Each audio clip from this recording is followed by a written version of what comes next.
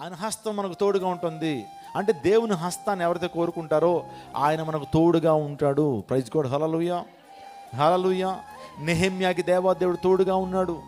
ఆ తర్వాత ఏలియాకి దేవుని హస్తం తోడుగా ఉంది, తద్వారా అతను బలపరచబడ్డాడు. ఎజ్రాకి దేవుని హస్తం ఏమైంది? తోడుగా ఉంది. యోసేపుకు దేవుని హస్తం తోడుగా ఉంది. ఈరోజు కూడా దేవుని హస్తం నీకు, నీ బిడ్డలకు తోడుగా ఉండును గాక. నీ సంతానాలకు దేవుని యొక్క హస్తం తోడుగా ఉండును గాక. దేవుని హస్తం మనతో ఉంటే దేవుని హస్తం మనల్ని కప్పేటువంటిది. Praise God. అందుని బట్టి దేవుని హస్తం కూడా మనల్ని కప్పేటువంటిది.